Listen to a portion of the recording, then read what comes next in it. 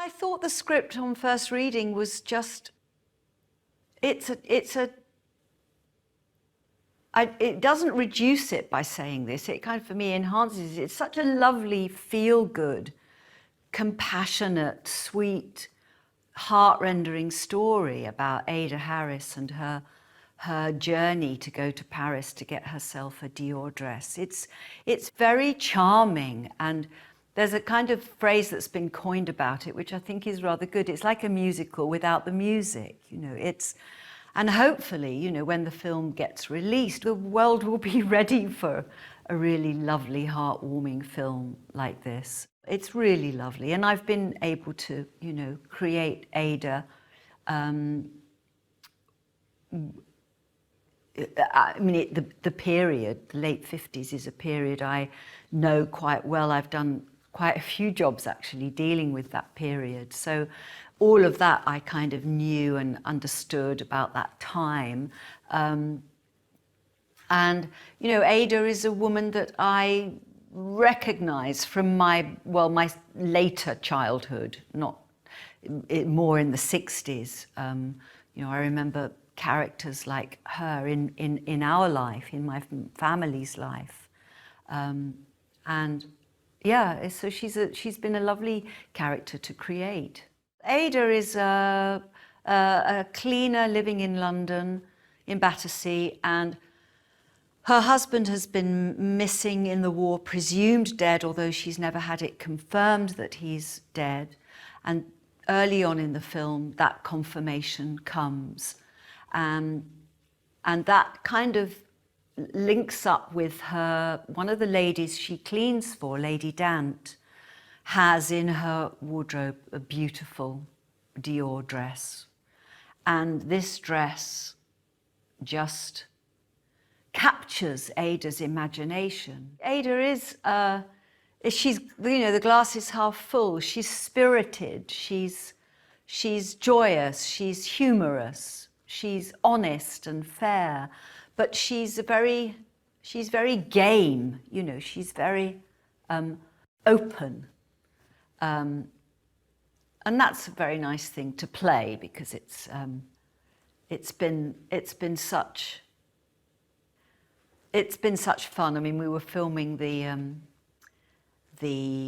scenes in the Moulin Rouge yesterday when the Marquis takes her for a night out, and of course she's never done anything like that. And she's drinking champagne and eating caviar, and she's dancing the cha-cha-cha and the mumba. You know, it's just thrilling. But you know, she's so kind of open to all of that kind of opportunity and chance and serendipity. You know, so it's just delightful. It's been good working with Anthony. Yeah, I mean, obviously he's had this film in his back pocket for quite some time. So, you know, he came with lots of ideas and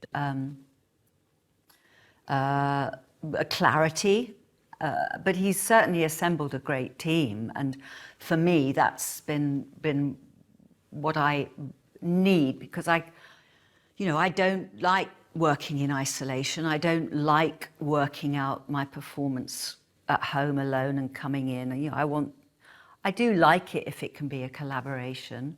Ada is very meticulous about how she looks. You know, she may not have money for clothes, but she's always very well put together, and she's very neat and clean and tidy. And even when she goes to work, you know, she'll go to bed with her pin curls so that when she takes them out and she's putting a scarf over her head to go to work, she still looks put together. You know, it's not slovenly or ill-kept. It's neat and precise. So I was kind of influenced by my mother and how my mother used to look. Later than that, my memory of her, but from photographs, yeah, it was very good to kind of recall how she used to look. But the team here have been, you know, amazing, pulling it all together and getting the looks right, and it's been wonderful.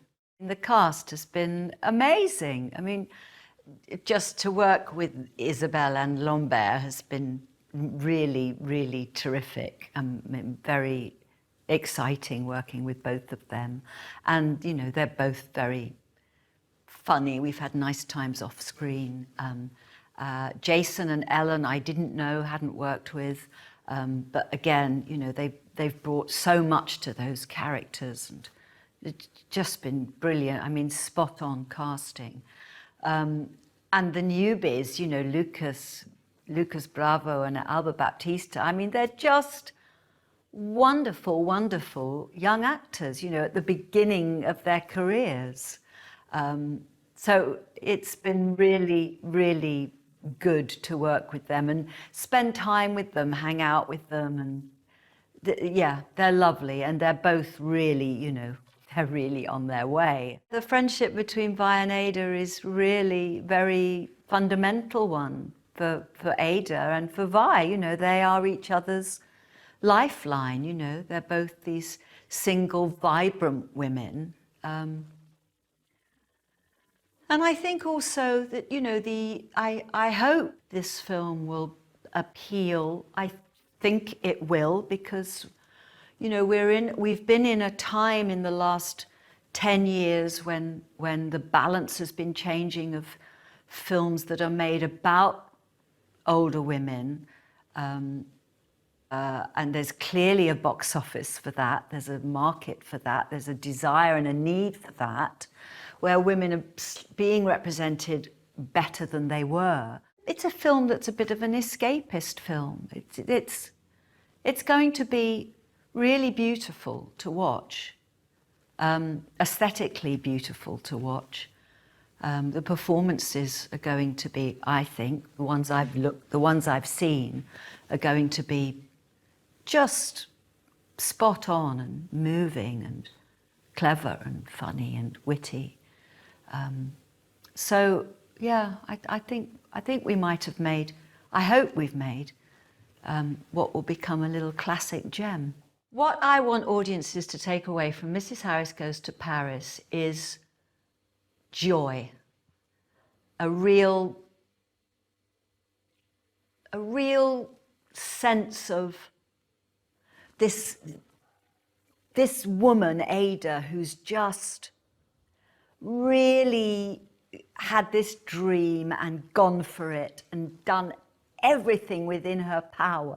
You know, she's like a little Duracell battery, Ada is. She's always on the go, and she's a driving force. And I want them to take away joy from watching this character,